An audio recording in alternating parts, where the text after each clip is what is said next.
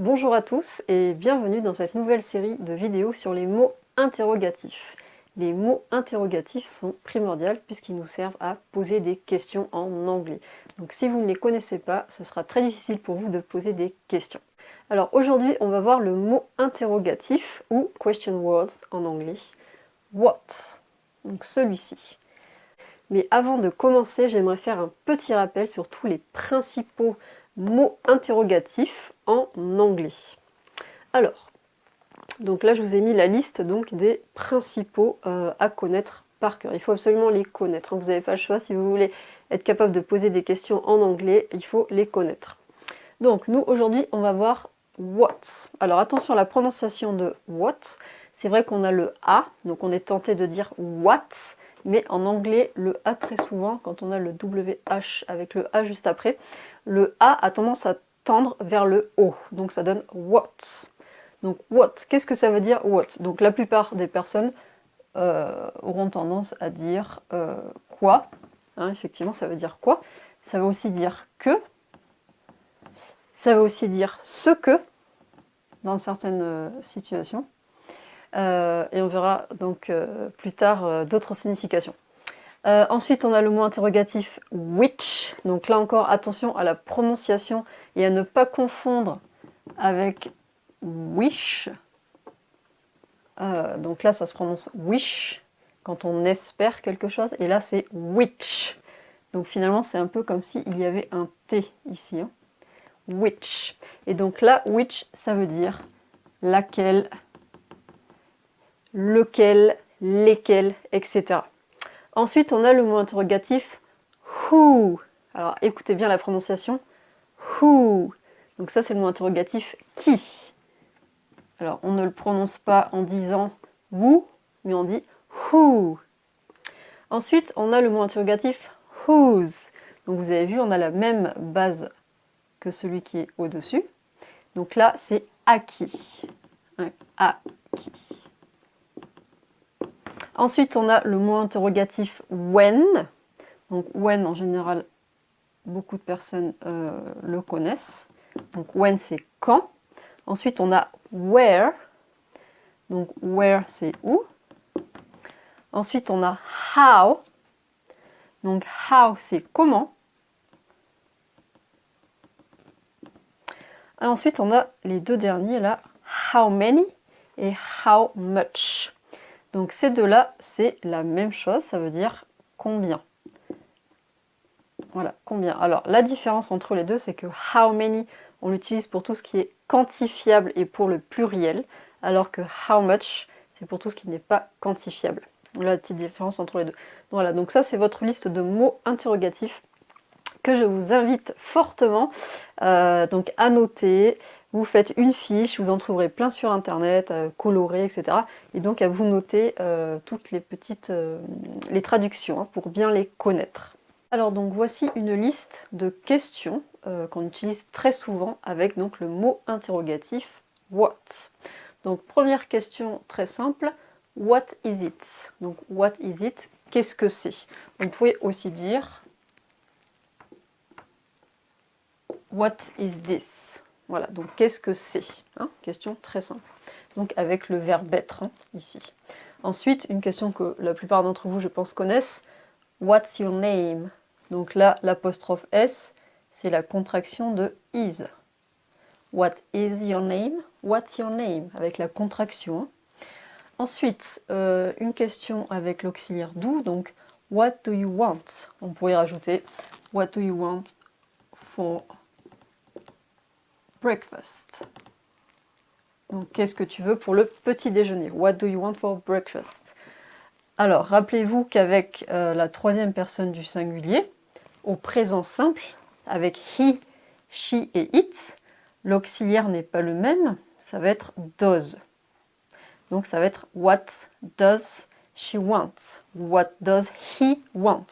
Qu'est-ce qu'il veut hein? N'oubliez pas ça. Hein. Quand vous voulez poser des questions au présent simple, on utilise l'auxiliaire do avec you, we, they, mais avec he, she et it, on va utiliser l'auxiliaire does.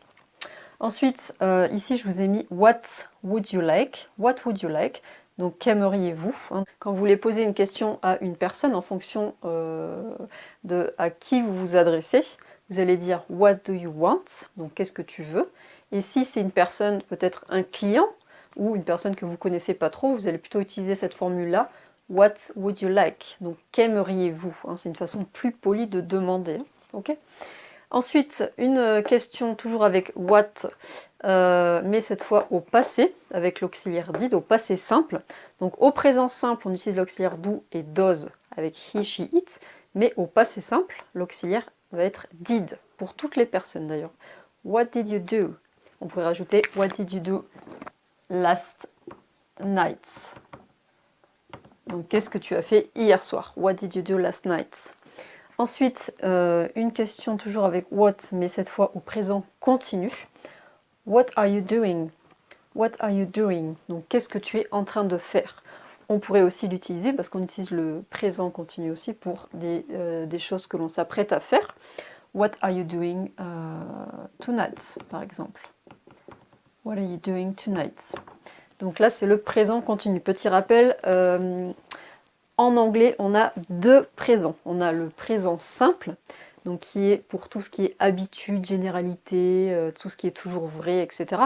C'est celui avec lequel on va utiliser l'auxiliaire do et does. Et on a le présent continu, donc pour les actions qui sont en cours de déroulement, les descriptions dans le présent, et ce que l'on s'apprête à faire. Par exemple ici, what are you doing tonight? Qu'est-ce que tu vas faire ce soir? Voilà.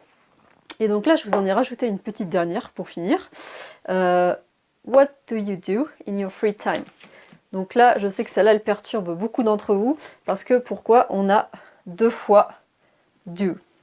Alors effectivement, on a do, le premier do, c'est l'auxiliaire do qui nous permet de poser des questions en anglais, et le deuxième do, c'est le verbe faire. What do you do in your free time? Qu'est-ce que tu fais pendant ton temps libre? Qu'est-ce que tu fais pendant ton temps libre? Voilà, what do you do in your free time? Et donc, si c'était avec she ou he, ça serait does, pardon. Ici, hein. Ça serait what does she do in her free time? Donc, avec he, she, ça serait does, hein, comme on a vu plus haut. L'auxiliaire change avec la troisième personne du singulier. Alors, qu'est-ce qu'on remarque quand on voit toutes ces questions? On remarque qu'on a toujours ici ce qu'on appelle un auxiliaire. Donc, quand vous posez des questions, vous remarquez qu'il y a tout d'abord le mot interrogatif. Donc ça, c'est la formule pour poser des questions, hein. Mot interrogatif, plus un auxiliaire, plus le sujet, plus le verbe. Voilà, donc là, on a bien le mot interrogatif what. Ensuite, on a notre auxiliaire.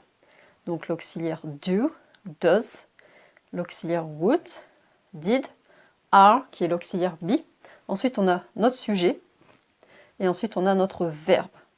Voilà, donc à partir de cette formule-là, vous êtes capable de poser tout un tas de questions. Vous avez juste après à changer le sujet en fonction de la personne à qui vous vous adressez et le verbe en fonction de ce que vous voulez dire. Voilà, donc ça c'est vraiment la formule magique pour poser des questions à retenir. Je vous conseille de vous entraîner.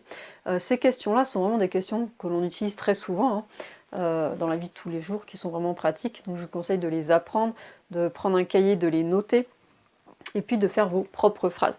Après, quand on pose des questions comme ça aussi, souvent, vous avez du mal à répondre. Quand vous voulez faire une phrase affirmative, vous avez tendance à oublier. Quand vous faites des phrases affirmatives en français, vous utilisez bien un sujet. Bon, très souvent, j'entends les étudiants qui disent, qui commencent souvent des phrases en fait directement par le verbe.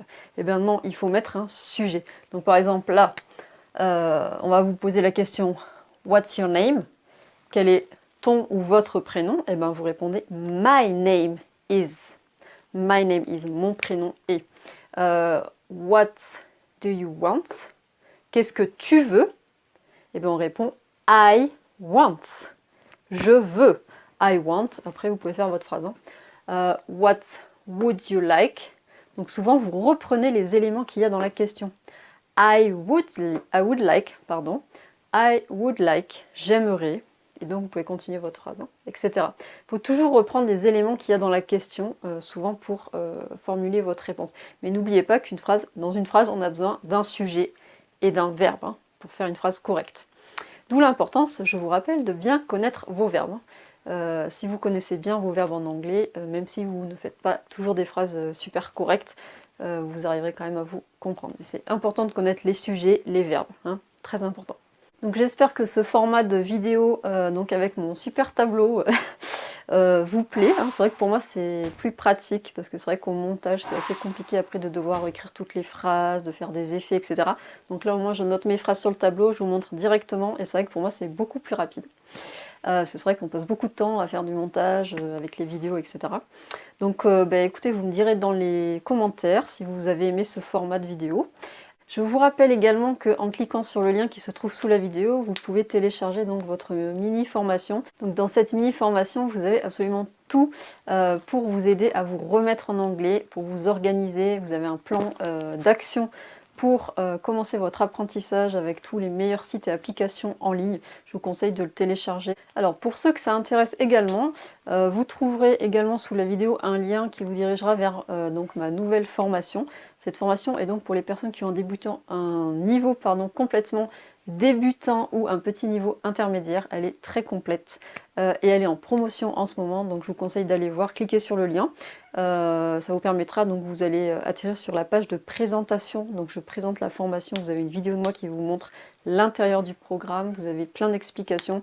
Donc voilà pour cette première série de vidéos sur les mots interrogatifs. Allez, à bientôt, bye bye!